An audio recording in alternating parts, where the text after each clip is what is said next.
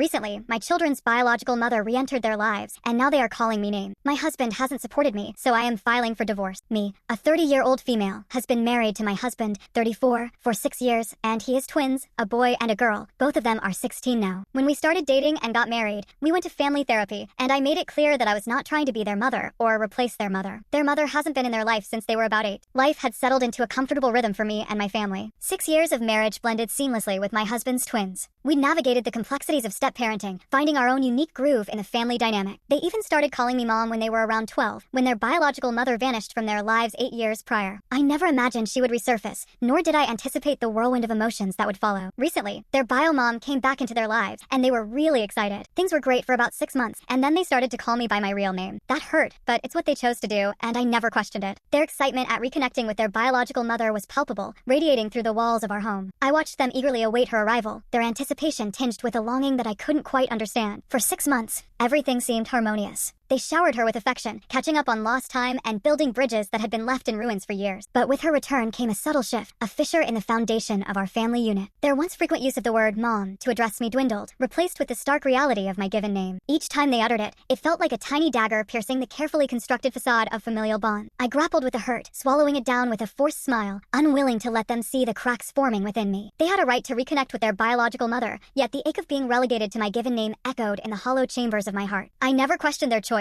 never demanded an explanation for the sudden shift in our dynamic. Instead, I buried my pain. Recently, they've been getting very disrespectful. The twins, once the embodiment of innocence and joy, have become agents of chaos. It began subtly, like a whisper on the wind, barely perceptible but impossible to ignore. They chafed against the confines of our household rules, pushing back against the boundaries that had once kept our family unit intact. Curfew became a mere suggestion, a trivial inconvenience to be disregarded at will. Their bedrooms transformed into veritable war zones, strewn with the detritus of their adolescent rebellion, a silent protest against the order I had fought so hard to maintain. But it was their words that cut the deepest, each barb a venomous arrow aimed squarely at my heart. "You're not our real mom," they spat, the words dripping with contempt. I recoiled at the accusation, the weight of their words crushing me beneath their burden. How could they not see the love I had poured into their lives, the sacrifices I had made in the name of family? They're talking back to me, stating that I'm not their real mom, that I'm the reason she left, which is not true. I didn't meet him until almost a year and a half after she left, that now that she's back, they don't need me anymore. 3 weeks ago, there was a big blow up where my stepson called me a expletive. I felt the blood drain from my face, my heart pounding in my chest as I struggled to comprehend the magnitude of his betrayal. In that moment, all sense of reason fled. I snatched his phone from his trembling hands, my fingers trembling with a mixture of rage, and told him to stay in his room until his dad came back. But instead, he ran out and went to his mom. She came over, and it was a big argument. She tried to hit me, and I pushed her out of my house. My stepdaughter told me if I ever put my hands on her mom again, then she'd kick my ass. They both went to their mom's place. In the quiet aftermath of the storm that had torn through the fabric of our once happy home, the memories of happier days lingered like a bittersweet ache in my heart. I cast my mind back to those moments of joy, the simple pleasures that had bound us together as a family. I remember the laughter that had filled our home on lazy Saturday afternoons, the sound of their voices mingling with mine as we shared stories and dreams over bowls of melting ice cream. It was a ritual, our own little tradition born out of love and shared experiences. We would gather around the kitchen table, our faces sticky with sweet indulgence, as we savored each creamy spoonful, the taste of chocolate and vanilla a comforting reminder of the bond that held us together. And then there were the adventures we had shared, the memories we had made on family vacations to Disney World. I can still feel the warmth of their small hands clasped in mine as we navigated the crowded streets, their eyes wide with wonder at the magic that surrounded us. We would spend hours exploring every nook and cranny of the theme park, their laughter ringing out like music in the air as we rode roller coasters and met our favorite characters. But now, in the aftermath of the storm, those happy days felt like a distant memory, a faded photograph tucked away in the recesses of my mind. The joy that had once filled our home had been replaced by a hollow emptiness, a numb detachment that left me feeling adrift in a sea of uncertainty. Gone were the days of chauffeuring them to their various sports and activities, replaced instead by a sense of resignation that weighed heavily upon my shoulders. I would sit in the driver's seat of the car, the radio playing softly in the background as I waited for them to emerge from the house. But they never came, their absence a stark reminder of the distance that now separated us. And so, with a heavy heart and weary soul, I made the decision to step back, to allow their mother to take on the responsibilities that I had once shouldered alone. I would no longer wake them up for school or ferry them to their extracurricular activities, instead leaving them to navigate the complexities of their daily lives without my guiding hand. It was a painful decision, one born out of necessity rather than choice, but in the end, I knew that it was the only way forward, a small step towards reclaiming my own sense of self amidst the chaos that threatened to consume us all. And as I watched them disappear into the distance, their figures fading into the horizon like ghosts in the mist, I knew that it was time to forge a new path forward, one that would lead me back to myself. And then came the bombshell,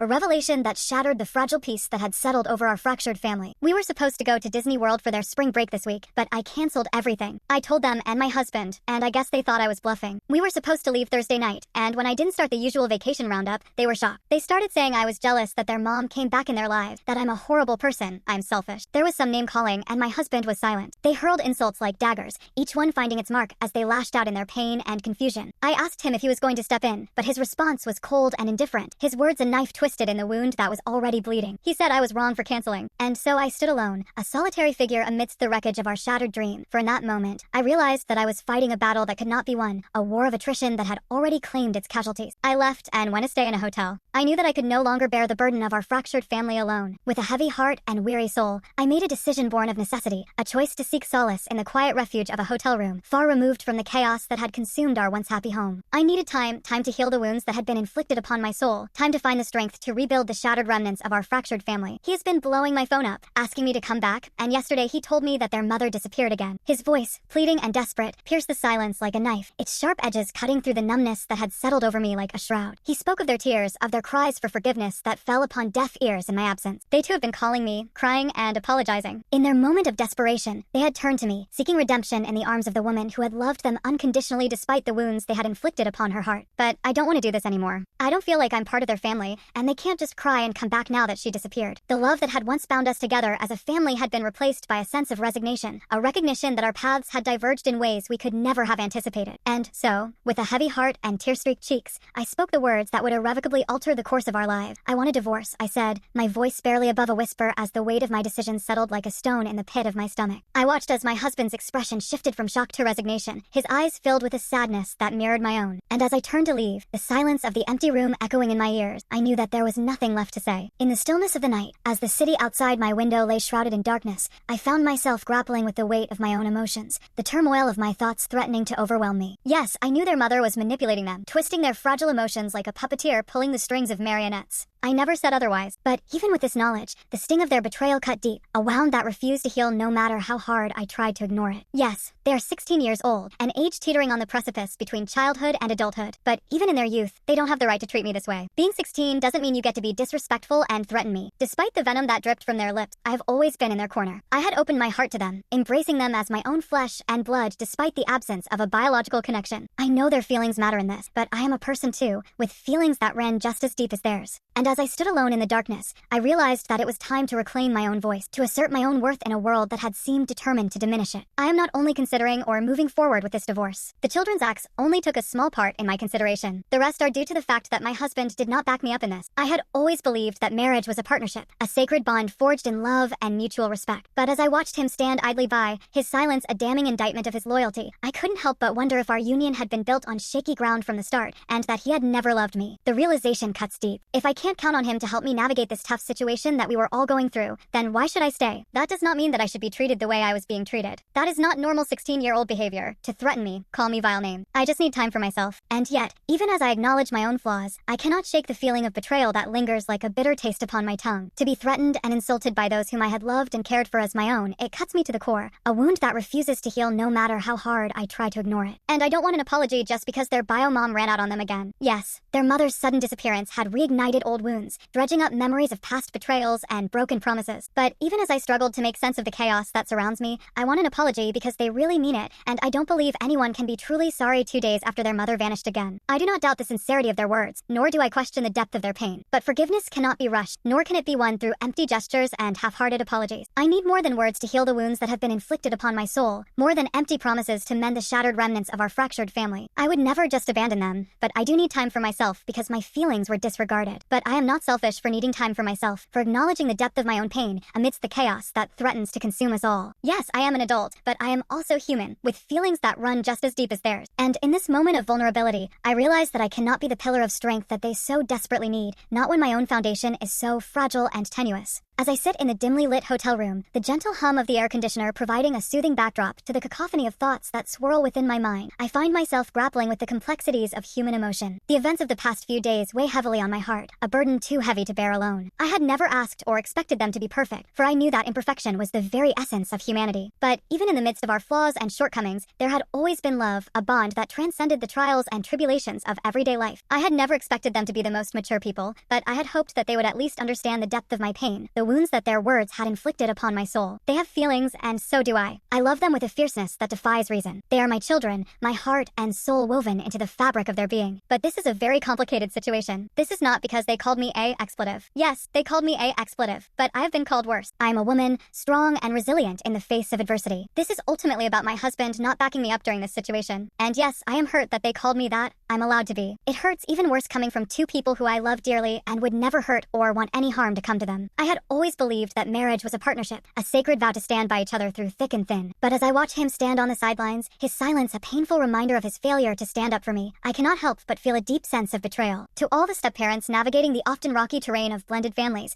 I want to offer a few words of advice from my own perspective. I understand the challenge you face, the emotional roller coaster of loving someone who comes with their own children, and the hurdles you've likely overcome to earn acceptance in their lives. First and foremost, remember that building a family in a blended situation requires teamwork. You and your partner must be on the same page, communicating openly and honestly about your hopes, fears, and expectations. Without this solid foundation of mutual understanding and support, it's easy for resentment and discord to seep in, undermining all the efforts you've made to create a loving and harmonious home. Embrace the unique dynamics of your blended family. Every family is different, and what works for one may not work for another. Be flexible and adaptable, willing to adjust your expectations and approach as needed to accommodate the needs and preferences of all family members. The key is that you and your partner must work together to build a family. It's the only way for things to work out. Otherwise, all of your efforts and all the love you pour in will be useless. Hello, I have been getting a lot of messages asking for an update. I am now in a place to be able to give an update. You can look at my previous post for what this is about. I went back to the house 2 days ago. My husband and I had agreed to sit down and have a long overdue conversation about what had transpired, about the cracks that had begun to form in the foundation of our family. As we sat across from each other in the dimly lit living room, the memories of happier days lingered like ghosts in the corners of my mind. I couldn't help but cast my thoughts back to the countless afternoons spent together as a family, the sun-drenched days filled with laughter and love. But now, as I sat across from my husband, the gravity of our situation pressing down upon us like a leaden weight, I knew that we could no longer ignore the cracks that had begun to form in the foundation of our family. We had a long talk about what happened and how I didn't feel protected by him, and how he knew how disrespectful they were being but didn't stop anything. As I sat across from my husband, the weight of his words settling like a leaden weight in the pit of my stomach, I couldn't help but feel a sense of disbelief wash over me. He said that he still loved his ex, and that's why, pretty much, he spoke of his lingering feelings for his ex-wife, of the fear that had gripped him in the aftermath of her sudden return to their children's lives. He didn't want to do anything for her to leave them again, them as in him, and the twins. But that didn't change how he felt about me. I listened in stunned silence, the air heavy with the weight of unspoken truths and unresolved emotions. How could he expect me to believe that his heart still belonged to another, even as he professed his love for me? It was a contradiction that left me reeling, a bitter taste of betrayal that lingered on my tongue. The reality of our situation crashing down around me like a tidal wave, I knew that the happy memories of our past could no longer sustain us. His admission of lingering feelings for his ex-wife was a wound that cut deep, a betrayal that shattered the fragile illusion of our marriage. I told him that I've been there, not her, and how could he still love her? It was very emotional, and there was crying and yelling. I made the decision to move along with the divorce. I spoke to the twins, and they cried and said it's their fault, and to forgive them, and their dad, and not to leave. With a heavy heart and a voice thick with emotion, I explained to them that while I still loved them dearly, remaining with their father was not a path I could choose. I reassured them that I would always be there for them, that our bond would endure even in the face of adversity. But I also made it clear that their actions had consequences, that they could not treat people with such disrespect and expect everything to simply return to normal. I told them that as much as I love them, staying with their dad and in this home was not an option, but I would still love to have a relationship with them if they want. But I am still very much hurt by what happened and would still appreciate a little more time for myself. I did move out, and I was staying in a unit in one of my rental properties. Exciting news! I bought my first house. It was a fairly quick process. I'm excited for what's next. I bought my first house ever, and next month I am taking a break from work for a few weeks or the whole month, maybe 2 or 3, and doing some exploring of the world and healing and finding myself. I lost myself in the twins and my husband and didn't really focus on what I wanted and what made me happy. So I bought tickets again for Disney World. I have also made plans to go to Thailand next month, and from there, I have no clue. I'm doing some spontaneous trips. I have always wanted to see the 7 wonders of the world. Anyway, I am really happy to be getting a break. I told the kids I would love to have them over for dinner when I get settled into my new place. I do feel bad about canceling their trip to Disney, so I am thinking about funding a trip for them to go this summer for their 17th birthday, just not with me. I'm excited to be traveling alone, and I need the mental break.